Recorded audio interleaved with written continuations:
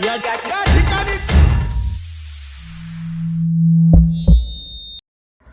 नमस्कार मित्रांनो, स्वागत करतो या ठिकाणी. रविवारी पुण्यात झालेल्या अपघातामुळे पुणे हादरलं. ब्रह्मा कॉपचे विशाल अग्रवाल यांचा मुलगा, अल्पवयीन मुलगा, दारू पिऊन ती कार चालवत असताना एका बाईकला उडवतो आणि त्या बाईकवर स्वार असलेले एक तरुण आणि तरुणी दोघांचा जागीच मृत्यू होतो. त्यानंतर स्थानिकांच्या मदतीने त्या मुलाला पकडलं जातं आणि पुढचा प्रवास आणि पुढचे ट्विस्ट 101 ट्विस्ट या केसमध्ये येत राहतात. तर अपघातानंतर पोलीस त्याला पकडून नेतात काय आणि 15 तासाच्या आत त्याची बेल होते. बेल वगैरे या गोष्टी सगळ्या मान्य, परंतु माननीय न्यायालयाने बेल देत असताना जे काही मुद्दे मांडलेत ते हास्यास्पदही आहेत आणि तेवढेच आश्चर्यकारक आहेत. बेलमध्ये नमूद करत असताना त्या मुलासाठी त्यांनी काही शिक्षा मांडल्या आणि त्या शिक्षा अशा होत्या की 300 शब्दात निबंध लिहायचा जे काही घडलेल्या प्रकारावरती, 15 दिवस ट्रॅफिक मॅनेजमेंट करायचं पोलिसांसोबत, दारू सोडवण्यासाठी समुपदेशन घ्यायचं आणि त्याचा अहवाल पोलिसांना आणि मुख्यत्वे न्यायालयाला सादर करायचा. ब्रह्मा कॉप पुण्यातल्या लोकांना किंवा पुण्यात राहणाऱ्या लोकांना माहिती आहे की किती मोठे व्यावसायिक आहेत. ते बिल्डर आहेत ब्रह्मा कॉपचे विशाल अग्रवाल, आणि त्यांची ती जी काही कोट्यावधीची गाडी आहे ती अनरजिस्टर्ड आहे. पुणे RTOमध्ये तिचं अजूनही रजिस्ट्रेशन कंप्लीट झालेलं नाही आहे. मार्च महिन्यापासून ती गाडी तशीच विना नंबर प्लेट, विना परवाना फिरते आहे, पुण्याच्या रस्त्यांवरती धावते आहे. न्यायालयाने ज्या काही गोष्टी नमूद केलेल्या आहेत त्या गोष्टींमध्ये न्यायालयाची सुद्धा संवेदनशीलता कुठेतरी कमी आहे किंवा असंवेदनशील झाली आहेत का न्यायदान करणारी महामहिम लोक, हाही एक मुद्दा इथे प्रकर्षाने जाणवतो आहे. लहान मुलांना म्हणजे अल्पवयीन मुलांना कोट्यावधीच्या गाड्या सर्रासपणे पुरवणं आणि त्यात एक काय टेंभा मिरवणं हे जणू काही मोठ्या लोकांचं आजकाल एक फॅशनच झाली आहे. या सगळ्याच्यात स्थानिक आमदार सुनील टिंगरे यांनी राजकीय दबाव आणला असेही आरोप झाले.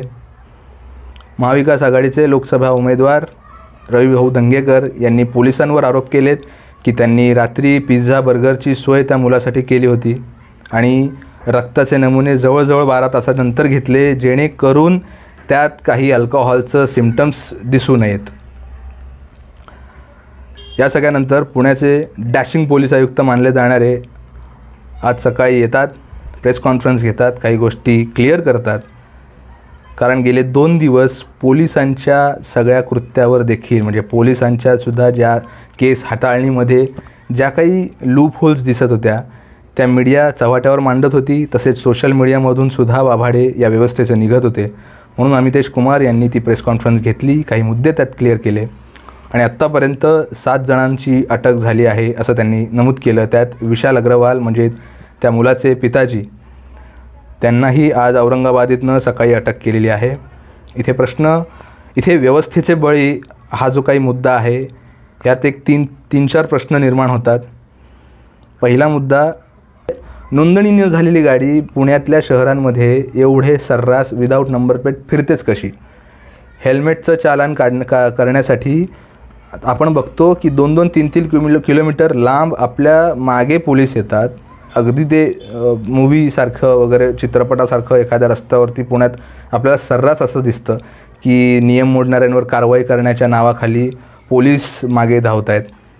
दुसरं म्हणजे अल्पवयीन मुलांनी दारू प्यायलीच कशी त्या पबमध्ये, त्या पब मालकाने किंवा त्या जो कोणी बार चालक वगैरे असेल त्याने ते अलाव केलंच कसं? कारण की महाराष्ट्र शासनात दारू बाळगणे, दारू पिणे याच्यावरती कडक निर्बंध आहेत आणि वयाची मर्यादासुद्धा आहे. तर तो एक दुसरा मुद्दा.